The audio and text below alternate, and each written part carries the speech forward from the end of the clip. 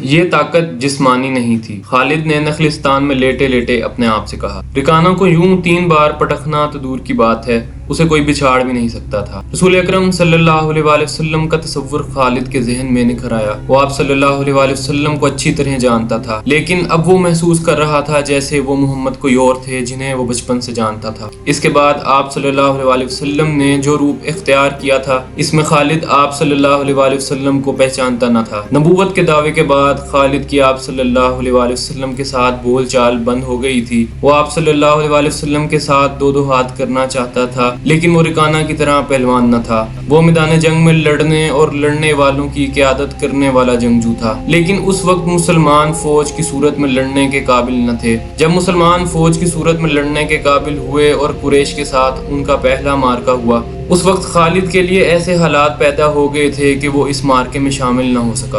اسے بہت افسوس تھا۔ یہ معرکہ بدر کا تھا جس میں 313 مجاہدین اسلام نے 1000 قریش کو شکست دی تھی۔ خالد دانت پیستا رہ گیا تھا، لیکن اس روز جب وہ ایک نخلستان میں لیٹا ہوا تھا، اسے خیال آیا کہ 313 نے 1000 کو کس طرح شکست دی تھی۔ خالد اٹھ بیٹھا اور انگلی سے ریت پر بدر کے میدان کے خد و خال بنا کر قریش اور مسلمانوں کی پوزیشنیں اور مارکے کے دوران دونوں کی چالوں کی لکیریں بنانے لگا۔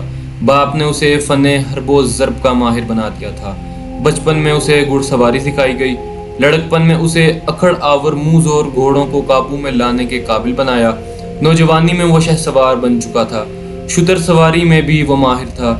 اس کا باپ ہی اس کا استاد تھا۔ اس نے خالد کو صرف سپاہی نہیں بلکہ سالار بنا دیا تھا۔ خالد کو جنگ و جدل اتنی اچھی لگی کہ وہ لڑنے اور لڑانے کے طریقوں پر غور کرنے لگا، اور جوانی میں وہ فوج کی قیادت کے قابل ہو گیا تھا۔ آخر ایک روز ایک شتر سوار آتا نظر آیا۔ لوگ اس کی طرف دوڑ پڑے۔ سوار نے عرب کے رواج کے مطابق اپنا کرتا پھاڑ دیا تھا اور وہ روتا آ رہا تھا۔ بری خبر لانے والے قاصد ایسا ہی کیا کرتے تھے۔ وہ جب لوگوں کے درمیان پہنچا تو اس نے روتے ہوئے بتایا کہ اہل قریش کو بہت بری شکست ہوئی ہے۔ جن کے عزیز رشتہ دار لڑنے گئے تھے، وہ ایک دوسرے سے آگے بڑھ بڑھ کر ان کے متعلق پوچھتے تھے کہ وہ زندہ ہیں، زخمی ہیں یا مارے گئے ہیں۔ شکست خوردہ قریش پیچھے آ رہے تھے۔ مارے گئے، سب مارے گئے، شتر سوار نے کہا۔ مارے جانے والوں میں 17 افراد خالد کے قبیلے بنو مخزوم کے تھے، اور ان سب کے ساتھ خالد کا خون کا بڑا قریبی رشتہ تھا۔ ابو جہل بھی مارا گیا تھا۔ خالد کا بھائی جس کا نام ولید تھا، جنگی قیدی ہو گیا تھا۔ کچھ میرے باپ اور میرے چچا کے متعلق بتا اے قاصد، ہند نے پوچھا۔ تمہارا باپ عتبہ علی رضی اللہ تعالیٰ عنہ اور حمزہ رضی اللہ تعالیٰ عنہ کے ہاتھوں مارا گیا ہے، قاصد نے کہا، اور تمہارے چچا شیبہ کو اکیلے حمزہ رضی اللہ تعالیٰ عنہ نے قتل کیا ہے، اور تمہارا بیٹا حنظلہ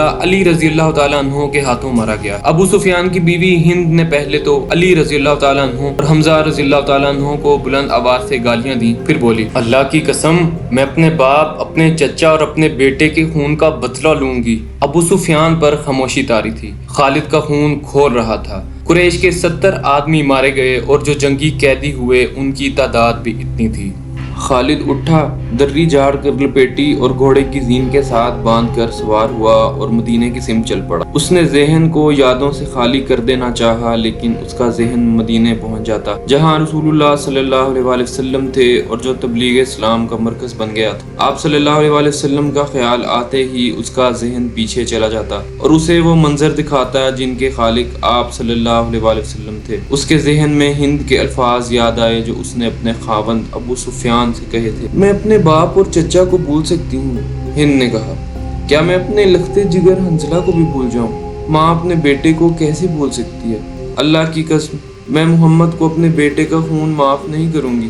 یہ لڑائی محمد نے کرائی ہے، میں حمزہ اور علی کو نہیں بخشوں گی۔ وہ میرے باپ، میرے چچا اور میرے بیٹے کے قاتل ہیں۔ میرے خون کو صرف میرے بیٹے کا قتل گرما رہا ہے، ابو سفیان نے کہا۔ مجھ پر اپنے بیٹے کے خون کا انتقام فرض ہو گیا ہے۔ مشہور مورخ اور واقعہ نگار واقدی لکھتا ہے کہ اگلے ہی روز ابو سفیان نے تمام سرداروں کو بلایا۔ ان میں زیادہ تعداد ان سرداروں کی تھی جو کسی نہ کسی وجہ سے جنگ بدر میں شریک نہیں ہو سکے تھے، اور ان میں سے ہر ایک کا کوئی نہ کوئی عزیز اس جنگ میں مارا گیا۔ سب انتقام کا ارادہ لے کر اکٹھے ہوئے۔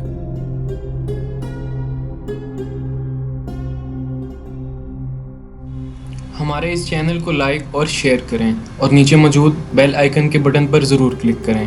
ایک نئی ویڈیو کے ساتھ آپ کی خدمت میں حاضر ہوں گے۔ تب تک کے لیے اللہ حافظ۔